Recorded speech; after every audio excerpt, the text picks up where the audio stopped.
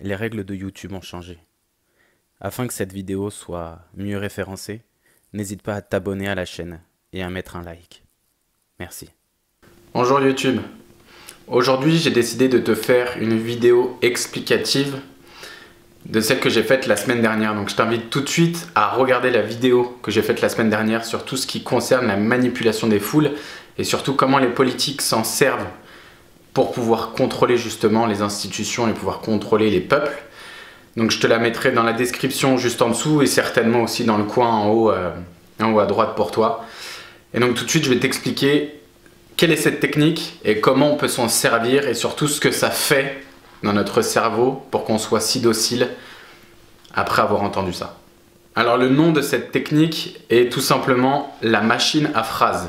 C'est une technique de saturation du cerveau, de confusion qui permet justement de pouvoir manipuler la psyché des gens et donc de pouvoir plus ou moins obtenir tout ce que l'on souhaite après l'utilisation de cette technique-là. Donc c'est une technique que donc, vous avez bien compris si vous avez regardé l'ancienne vidéo.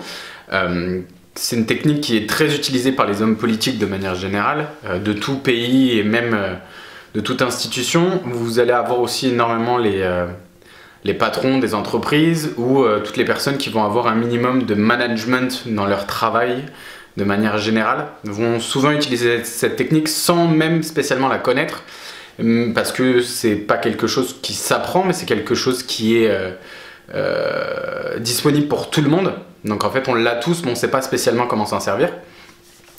Et cette technique là en fait va permettre 4 critères dans le cerveau et je vais vous expliquer justement, je vais vous définir ces 4 critères là et après par la suite, vers la fin de la vidéo, je vais vous montrer en quoi consiste justement cette technique là. Alors pour toutes les personnes qui ont regardé l'ancienne vidéo et qui m'ont marqué dans les commentaires justement, on avait fait un petit jeu ensemble, je faisais une allocution de président de la République et vous deviez me dire à la fin justement de quoi j'avais parlé. Et donc j'ai le plaisir et en même temps le regret de vous dire que personne n'a trouvé le pourquoi du comment, le sujet que j'avais choisi. Et dans un sens c'est tout à fait normal parce que je n'avais choisi aucun sujet.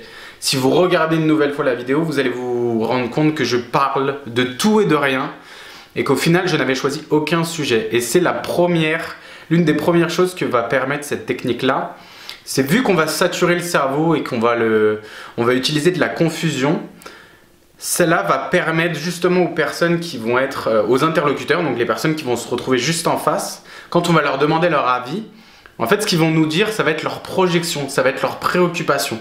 Et donc en gros c'est une technique qui permet en plus de pouvoir déterminer les sujets préférentiels des personnes qui vont nous écouter. Donc si je vous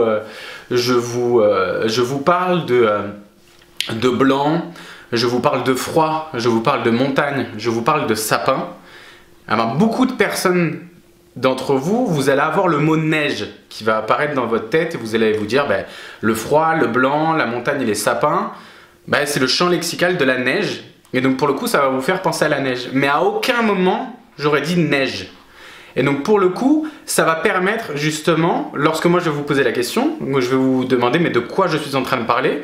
Et vous allez me dire, bah, tu es en train de parler de la neige, certainement de tes dernières vacances au ski, ce genre de choses. Et donc moi ça va me permettre d'obtenir de l'information pour vous. Parce qu'en étant sur un champ lexical, sans dire un mot précis, je vais pouvoir savoir si vous pensez à ce mot-là. Et donc si ça fait partie de vos préoccupations. Donc ça c'est la première chose. Donc dans le discours que j'ai fait, en fonction des commentaires que vous m'avez mis dans la description de cette vidéo-là, bah, ça m'a permis moi de voir plus ou moins les projections que vous mettiez sur mon discours et plus ou moins vos premières préoccupations que vous avez. Donc il y en a beaucoup qui ont parlé de l'inégalité, il y en a beaucoup qui ont parlé du pouvoir d'achat, il y en a qui ont parlé des différentes institutions, de changer les programmes des institutions, etc.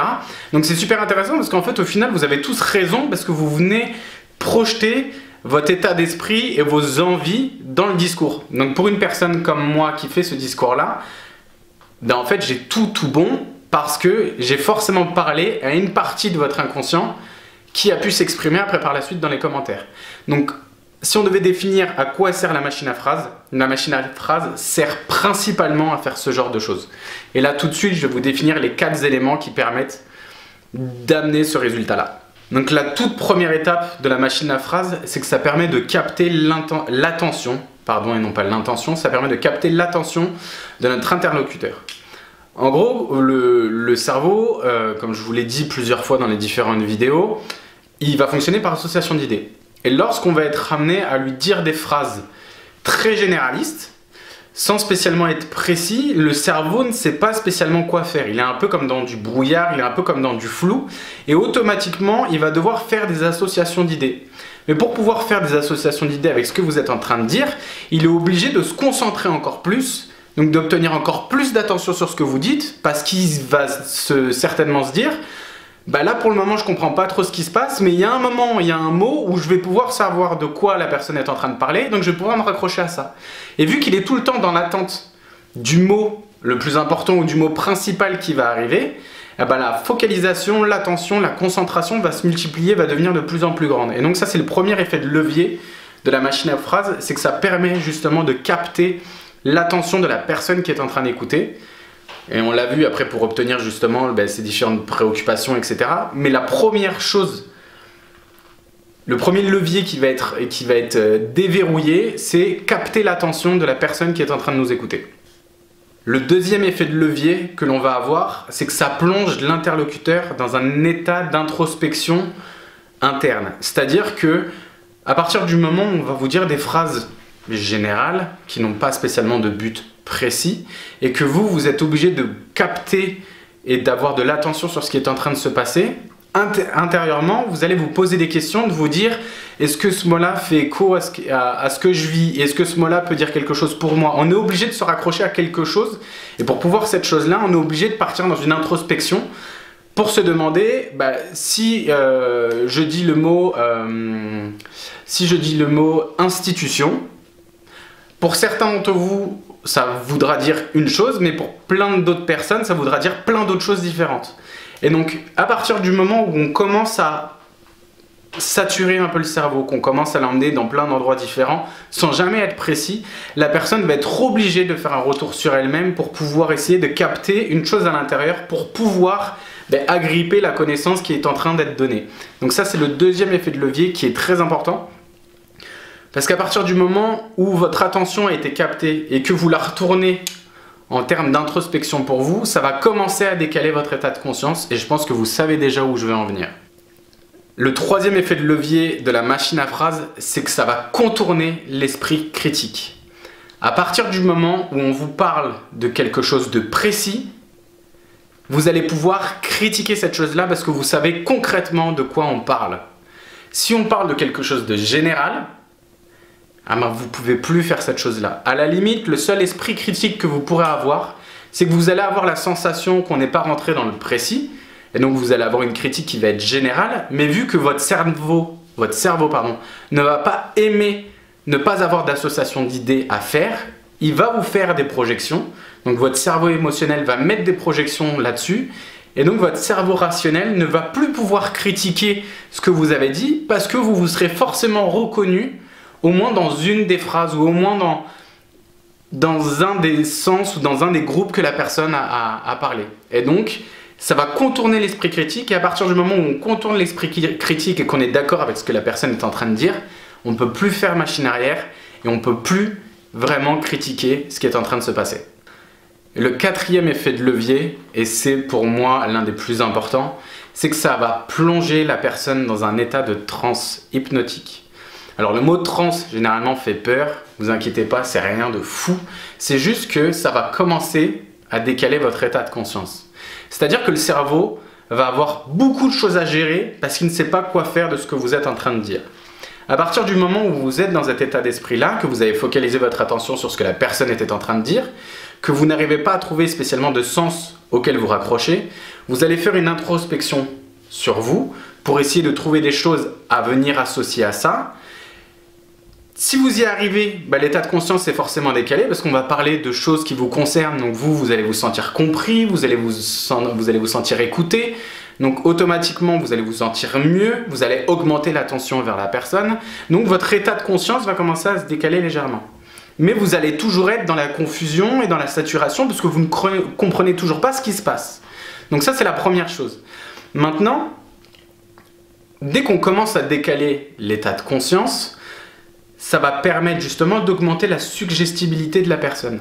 Si vous regardez la vidéo et que je vous dis, on se rencontre dans la rue, on se croise dans la rue et que je vous dis, fermez les yeux et faites-moi confiance.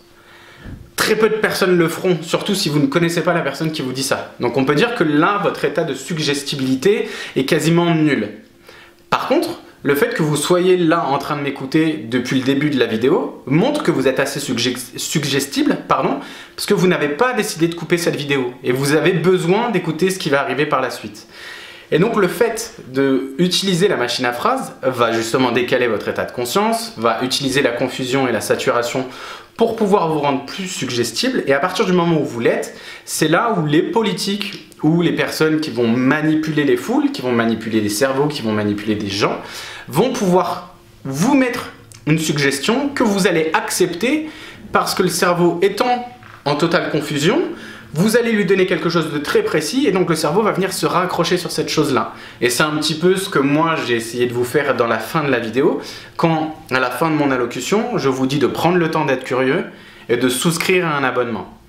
Eh ben, automatiquement, si vous êtes confus sur le début de la vidéo parce que vous ne comprenez pas spécialement ce qui se passe et que par la suite, vous avez un ordre précis, vous avez une intention qui est claire, qui est posée, de souscrire à un abonnement sur cette chaîne vidéo ou de souscrire à un abonnement téléphonique ou de souscrire à un abonnement pour prendre une voiture en location ou n'importe quelle chose que l'on peut avoir, eh ben, le cerveau va se raccrocher à cette chose-là et va essayer d'associer des choses par rapport à cette chose-là. Et donc le cerveau, vu qu'il va avoir la suggestibilité qui va être élevée, eh ben, il va se dire cette chose-là, il faut que je le fasse pour pouvoir comprendre tout ce qui a été fait avant. Et donc ça, c'est une technique qui va être très répandue chez les politiques. Et souvent, les politiques même vont l'utiliser en faisant de la machine à phrases.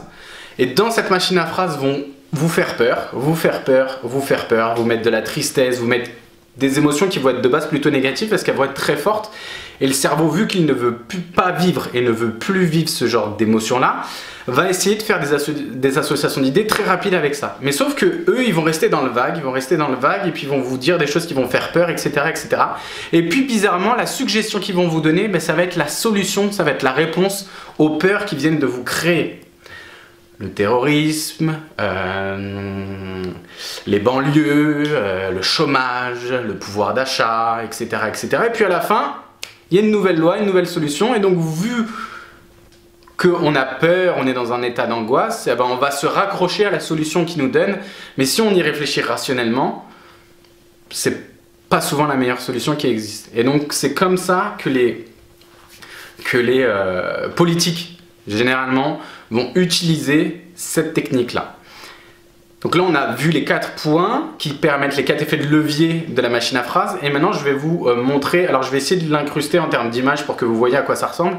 Mais si jamais ça ne fonctionne pas, je vais vous le montrer directement avec mon téléphone portable, sachant sinon qu'il est possible de voir à quoi le tableau de la machine à phrases ressemble. Il suffit d'aller sur Google Images et de taper machine à phrases et vous allez avoir un tableau qui va sortir avec plusieurs colonnes et plusieurs lignes. Et en fait, le fonctionnement de la machine à phrases est très simple. Quand vous avez votre tableau, vous avez une colonne qui va se trouver tout à gauche. Et en fait, vous choisissez une case dans la colonne qui est à gauche, vous la lisez. Puis après, vous passez à la colonne qui se trouve sur la droite et vous choisissez un autre mot qui n'est pas forcément sur la même ligne. Et vous vous décalez à chaque fois vers la gauche et vous lisez les phrases de gauche à droite. Et en hauteur, vous choisissez un peu de manière aléatoire. Et vous allez vous rendre compte que ça va faire une multitude de phrases qui ne veulent rien dire à proprement parler, qui ne vont être pas du tout précises, qui vont être très générales. Et c'est ce qui permet justement de capter l'attention et de faire ce que je vous ai fait lors de la dernière vidéo. Donc voilà à quoi ressemble un tableau de machine à phrases. Donc comme vous le voyez, il y aura 4 colonnes. Donc dans cet exemple-là, mais il peut y en avoir beaucoup plus. Et vous avez à peu près 6-7 lignes à chaque fois. Et donc en gros, pour pouvoir lire le discours comme je vous l'ai fait, il va falloir passer de la colonne de gauche aux différentes colonnes de droite en choisissant la ligne que vous souhaitez. Donc vous pouvez faire la première ligne de la première colonne, la troisième ligne de la deuxième colonne, la cinquième ligne de la troisième colonne et la sixième ligne de la quatrième colonne. Et vous avez juste à le lire de cette manière-là et ça va vous donner une phrase qui ne veut absolument rien dire, qui est très générale et que pour le coup, tout le monde va pouvoir s'identifier sur ça. Donc en gros, le tableau, bon, vous n'allez pas voir spécialement ce qui est écrit, mais le tableau va ressembler à ça. Et donc comme je vous disais, donc, il y a une colonne qui est sur la gauche, une qui est après, une qui est après, une qui est après. Si vous décidez de lire la première case qui est en haut ici, après vous avez toutes les cases qui sont là que vous pouvez décider de lire. Une fois que vous avez lu, par exemple, vous avez lu la première qui est là et après celle qui est là, vous avez cette colonne-là et vous pouvez lire n'importe quelle case. Puis après, une fois que vous l'avez lu, vous pouvez passer à cette colonne-là et lire n'importe quelle case. Et en gros, si je prends la première case, la deuxième case, la troisième case et la quatrième case, ça va donner une phrase qui va dire: Mesdames, Messieurs, la situation d'exclusion que certains d'entre vous connaissent interpelle le citoyen que je suis et nous oblige tous à aller vers l'avant dans la voie d'une valorisation sans concession de nos caractères spécifiques. Eh ben moi, perso, cette phrase, j'ai rien compris, mais pourtant, ça va forcément faire appel à certaines choses dans mon intellect, dans mon cerveau et surtout dans mon inconscient. Et donc ça, c'était la première phrase qui était lue un petit peu en diagonale. Maintenant, on peut prendre la phrase qui est tout en bas et puis remonter. La phrase tout en bas, pardon, ça fera: ce n'est certainement pas vous, mes chers compatriotes, qui me contredirez si je vous dis que l'aspiration plus que légitime de chacun au progrès social doit nous amener au choix réellement impératif d'un plan correspondant véritablement aux exigences légitimes de chacun. Pareil, cette phrase ne veut absolument rien dire et pourtant elle fait appel à des choses chez nous. Il y a certaines personnes là-dedans qui auront compris l'exclusion des populations, d'autres qui auront compris, je sais pas moi, le progrès social, d'autres qui va y avoir des exigences légitimes qui vont rentrer en vigueur, ou je sais pas spécialement. Et donc en gros, ce petit tableau-là, vous allez le retrouver sur Google si vous tapez machine à phrases. Et vous allez pouvoir vous amuser justement à lire. Alors, il ne faut pas que ça soit lu dans n'importe quel sens, il faut toujours que ça soit lu de la gauche vers la droite, sachant que vous pouvez aussi, au lieu de commencer sur la colonne qui se trouve ici, vous pouvez commencer par la colonne qui se trouve ici et continuer à lire par la gauche. Donc ça veut dire ici, ici, puis après ici et ici. Et donc là, ça va pouvoir se faire. Conforter mon désir incontestable d'aller dans le sens d'une valorisation sans concession de nos caractères spécifiques. Dès lors, sachez que je me battrai pour faire admettre que la conjoncture actuelle doit s'intégrer à la finalisation globale d'un processus allant vers plus d'égalité. Ben voilà, encore une fois, on n'a rien compris à ce qui a été dit, mais pourtant ça fait appel à quelque chose chez nous. Et donc, cette technique, si je vous en ai parlé, c'est pour pouvoir vous prémunir de tout ce que vous allez voir à la télé, d'un point de vue politique, d'un point de vue publicité, marketing. Souvent, on va utiliser la machine à phrases pour vous rendre un petit peu dans un état de brouillard, pour vous donner des émotions qui vont plutôt être dites négatives, et ensuite on va vous proposer une solution. À partir du moment où vous êtes au courant de ça, vous n'avez plus aucune raison de vous laisser avoir. Prenez le temps d'être curieux.